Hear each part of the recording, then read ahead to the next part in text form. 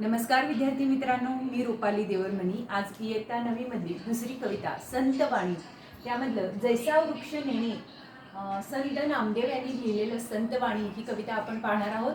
कवितेला सुरुवात करण्यापूर्वी कवितेवर असलेले महत्त्वपूर्ण शब्दांचे शब्दार्थ आपण पाहूयात।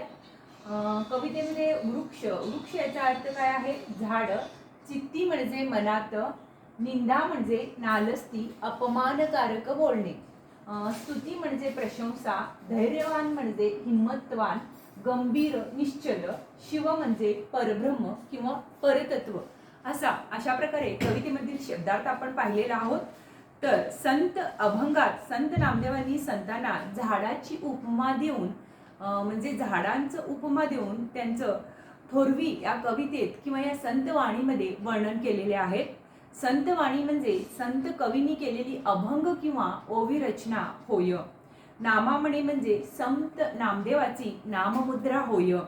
तर पहिल्यांदा आपण कविता तालासुरात म्हणूयात, नंतरनं त्याचं स्पष्टीकरण पाहूयात।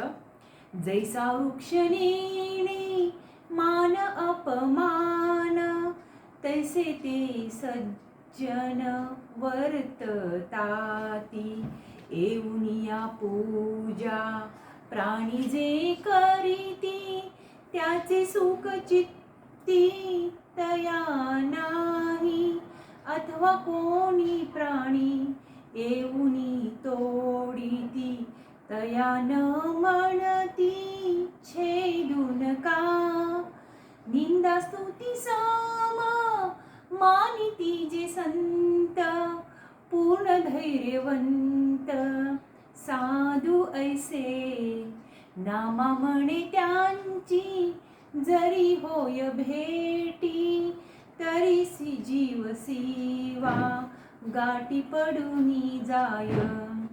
जैसा वृक्ष नेणे मान अपमान, तैसा ते सज्जन वर्तताती। म्हणजे संतांनी इथं संत नामदेवांनी इथं संताला झाडांची उपमा दिलेली आहे। तर ज्याप्रमाणे वृक्षाला झाडाला मान किंवा अपमान याचे काहीच वाटत नाही, तसं ते मान किंवा अपमान जाणत नाही, त्याप्रमाणे त्या वृक्षाप्रमाणे संताचं किंवा ह्या सज्जन लोकांचं वर्णन किंवा वर्धन असतं असं त्यांना म्हणायचं आहे। तर येऊनिया पूजा प्राणी जे करीती, त्याचे सुख चित्ती तया नाही। चित्ती म्हणजे मनात। कोणी माणसाने येऊन वृक्षाची पूजा केली वटपौर्णिमेच्या दिवशी किंवा भारतीय संस्कृती परंपरा आहे म्हणून, तरी वृक्षाच्या मनाला सुख किंवा आनंद काहीही होत नाही, तशाप्रमाणे संतांचंही असतं, त्याला सुख किंवा आनंद याचा काहीही फरक पडत नसते। अथवा कोणी प्राणी येऊनी तोडती, तया न म्हणती छेदू नका, किंवा कोणी माणसाने येऊन त्यांची पूजा केली तरी त्यांना सुख किंवा आनंद होत नाही, किंवा कोणी प्राणी येऊन त्या वृक्षाला तोडले तरी त्या माणसांना तोडू नका असं ते काही म्हणत नाही, तो अविचल राहतो, स्थिर राहतो, असं संत वृक्षाप्रमाणे राहत असतात असं नामदेवांना म्हणायचं आहे।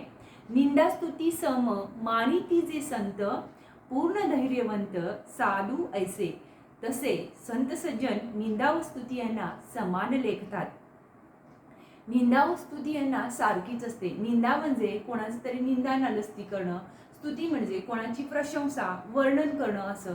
मग वृक्षाला किंवा झाडाला स्तुती केलं किंवा निंदा केलं तर काही फरक पडत नसतो, तसं संतांची कोणीतरी निंदा केली किंवा कोणीतरी त्यांना फुगवण्याचा प्रयत्न केला, स्तुती केली, वर्णन केली तरी त्यांना काहीही फरक पडत नसतो। हे साधू संत पूर्णतः धैर्यवंत असतात, ते निश्चल असतात, निंदा स्तुतीने त्याचे मन विचलित होत नाही। तर नामावणी त्याची जरी होय भेटी, तरी जीव शिवा गाठी पडूनी जाय। नामामणे त्याची जरी होय भेटी, तरी जीव शिवा गाठी पडूनी होय। म्हणजे संत नामदेव म्हणतात की अशा संतांची जेव्हा गाठभेट होते तेव्हा साक्षात जीवाशिवाची गाठभेट होते। जीवाशिव म्हणजे संतांच्या भेटीमुळे आपल्याला प्रत्यक्ष परब्रह्म किंवा शिवच येऊन भेटतात। भेटल्यावर कसं सुख प्राप्त होते, तसं जीवासेवा भेटीचं सुख संतांना लाभत असते असं त्यांनी म्हणतात। म्हणजे संत सज्जनांच्या सहवासात लाभला तर आपलं कसं उन्नती किंवा प्रगती होते किंवा प्रत्यक्ष परब्रह्माच्या सानिध्यात राहण्यासारखं आपल्याला वाटत असतो असं त्यांना म्हणायचं आहे. अशा प्रकारे संत नामदेवांनी या अभंगामध्ये संतांचं गुण कसा असतो, संत कसे स्थिर असतात, संत कसं त्यांना कोणीतरी फुगवले किंवा कोणीतरी रागवले, कोणी त्याची निंदा नालस्ती केली, काही त्यांना फरक पडत नाही.